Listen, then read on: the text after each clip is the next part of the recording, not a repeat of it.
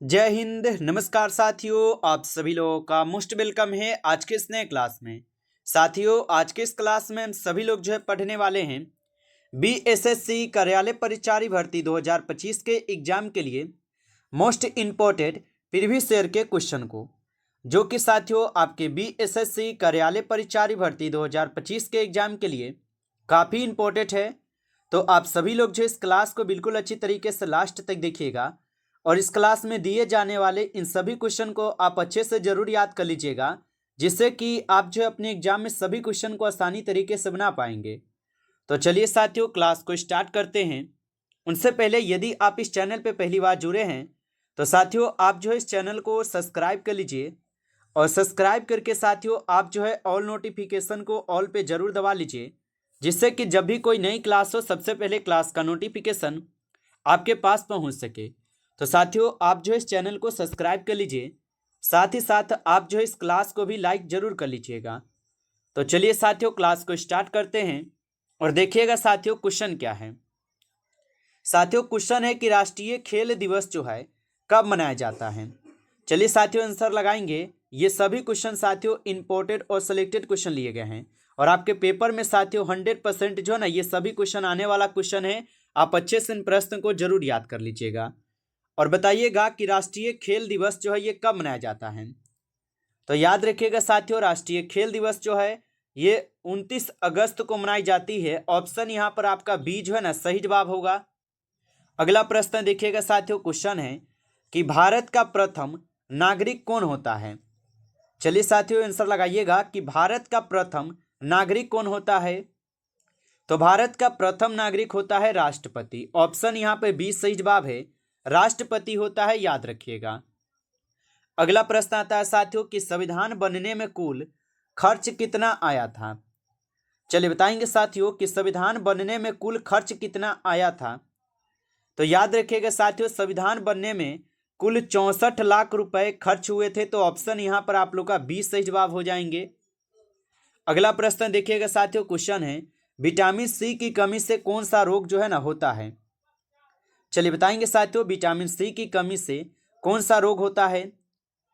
तो याद रखिएगा साथियों विटामिन सी की कमी से स्कर्वी रोग होता है। ऑप्शन यहाँ पर आप लोग का बी साथियों सही जवाब है, स्कर्वी रोग होता है। अगला प्रश्न आता है साथियों कि किस नदी को बिहार का शोक नदी साथियों कहा जाता है। चलिए लगाइएगा साथियों आंसर। ये सभी क्वेश्चन साथियों इंपोर्टेड और वीवीआई सेलेक्टेड क्वेश्चन है, जो कि आपके पेपर में साथियों 100% क्वेश्चन पूछे जाएंगे। और बताइए कि किस नदी को बिहार की शोक नदी कहा जाता है। तो याद रखिएगा साथियों कोसी नदी को। ऑप्शन यहाँ पर बी सही जवाब है, कोसी नदी को। अगला प्रश्न आता है कि भारत में सबसे बड़ा राज्य क्षेत्रफल के अनुसार है। चलिए बताइए साथियों कि भारत में सबसे बड़ा राज्य क्षेत्रफल के अनुसार कौन सा है। तो क्षेत्रफल के अनुसार साथियों राजस्थान है। ऑप्शन यहाँ पर बी सही जवाब है, याद रखिएगा। और जनसंख्या में पूछे तो साथियों याद रखिएगा उत्तर प्रदेश होगा। अगला प्रश्न है आप लोगों का कि लाल किला किसने बनवाया था। चलिए बताएंगे साथियों कि लाल किला को किसने बनवाया था। तो याद रखिएगा साथियों लाल किला को बनवाए थे हुए कौन, शाहजहां। ऑप्शन ए सही जवाब है, शाहजहां बनवाए थे, याद रखेंगे। नेक्स्ट क्वेश्चन है कि पंचवर्षीय योजना कितने वर्ष पर होती है। चलिए बताएंगे साथियों कि पंचवर्षीय योजना ये कितने वर्षों की होती है। तो ये कुल 5 वर्षों की होती है। ऑप्शन सी सही जवाब है, 5 वर्ष के। अगला क्वेश्चन देखिएगा साथियों, क्वेश्चन है भारतीय रुपया चिन्ह किसने डिजाइन किया था। तो भारतीय रुपया चिन्ह साथियों किसने डिजाइन किया था। तो याद रखिएगा आप सभी लोग यहाँ पे इस क्वेश्चन का सही जवाब हो जाएंगे। Option A D Uday Kumar. Option A सही जवाब है। अगला प्रश्न आता है भारत का पहला उपराष्ट्रपति कौन थे। चलिए बताएंगे साथियों कि भारत के पहले उपराष्ट्रपति कौन थे। तो याद रखिएगा भारत के पहले उपराष्ट्रपति थे आपके डॉक्टर राधाकृष्ण। ऑप्शन ए यहाँ पे सही जवाब है। अगर आपसे प्रथम राष्ट्रपति पूछे तब डॉक्टर राजेंद्र प्रसाद को भी याद रखेंगे, जो कि 2 बार निर्वाचित हुए हैं। अगला प्रश्न, पृथ्वी का सबसे निकटतम ग्रह साथियों कौन से हैं। चलिए बताइएगा पृथ्वी का सबसे निकटतम ग्रह कौन सा है। तो बुध ग्रह ये पृथ्वी का सबसे निकटतम ग्रह है। ऑप्शन यहाँ पे सी सही जवाब है, बुध ग्रह होगा। अगला प्रश्न है साथियों, विश्व की सबसे लंबी नदी है। चलिए बताइएगा साथियों, विश्व की सबसे लंबी नदी कौन सी है? तो विश्व की सबसे लंबी नदी नील नदी है। ऑप्शन ए यहाँ पे सही जवाब है साथियों, याद रखेंगे। अगला प्रश्न देखिएगा, क्वेश्चन है, भारत में राष्ट्रीय मतदाता दिवस जो है साथियों कब मनाया जाता है? तो भारत में राष्ट्रीय मतदाता दिवस जो है साथियों ये मनाई जाती है आपके 25 जनवरी को। ऑप्शन ए सही जवाब है 25 जनवरी। अगला प्रश्न देखिएगा साथियों, क्वेश्चन है कि जीएसटी किस प्रकार का कर है? चलिए साथियों आंसर लगाइए। और साथियों आप लाइक नहीं किए हैं इस क्लास को, तो आप जो इस क्लास को एक बार ज़्यादा से ज़्यादा लाइक कर लीजिएगा। चैनल पे पहली बार जुड़ रहे हैं तो आप इस चैनल को भी सब्सक्राइब कर लीजिए, और सब्सक्राइब करके आप ऑल नोटिफिकेशन को ऑल पे दबा लीजिएगा, जिससे कि जब भी कोई नई क्लास हो सबसे पहले क्लास का नोटिफिकेशन आपके पास पहुंच सके। तो आप इस चैनल को सब्सक्राइब कर लीजिए। साथ ही साथ साथियों यदि आपको पीडीएफ चाहिए तो आप कमेंट करके जरूर बताइएगा। और बताइए कि जीएसटी किस प्रकार का कर है? तो जीएसटी हो जाएंगे साथियों प्रत्यक्ष कर। कैसा कर है? प्रत्यक्ष कर है। ऑप्शन ए सही जवाब होगा। आगे देखिएगा, आपका प्रश्न है कि भारत का सर्वोच्च न्यायालय कहाँ है? चलिए बताएंगे साथियों कि भारत का सर्वोच्च न्यायालय जो है कहाँ पर है। तो याद रखिएगा साथियों, भारत का सर्वोच्च न्यायालय है आपके कहाँ पर? तो ये कोलकाता में है। ऑप्शन ए सही जवाब है साथियों, याद रखिएगा। अगला प्रश्न आता है आपका कि जय जवान जय किसान किसने कहा था साथियों? बताइए कि जय जवान और जय किसान किसने कहा था? तो जय जवान और जय किसान कहे हुए थे आपके लाल बहादुर शास्त्री जी। ऑप्शन आपका बी जो है साथियों सही जवाब है, लाल बहादुर शास्त्री होगा।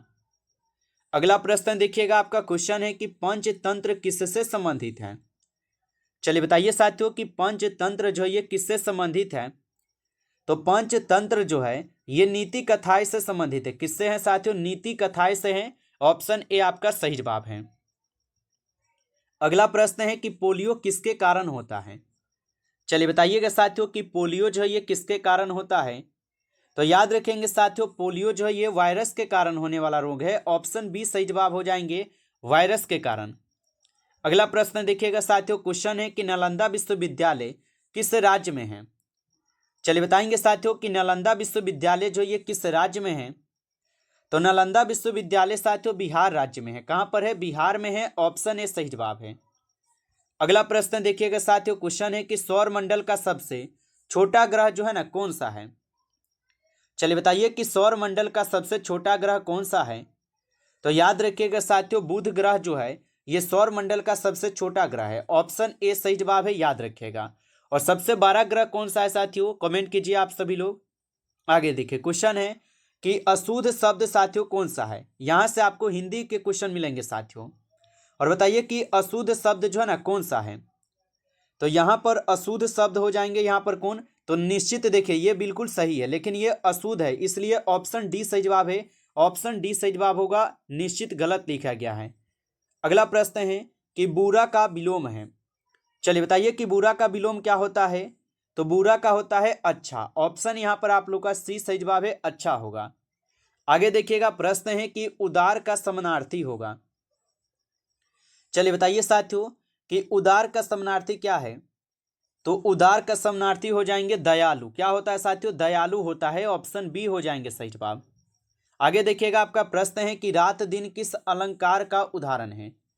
चलिए बताएंगे साथियों कि रात दिन किस अलंकार का उदाहरण हो जाएंगे? तो ये हो जाएंगे आपके विरोधाभास के। ठीक है, किसका है साथियों? विरोधाभास के है। ऑप्शन सी सही जवाब है।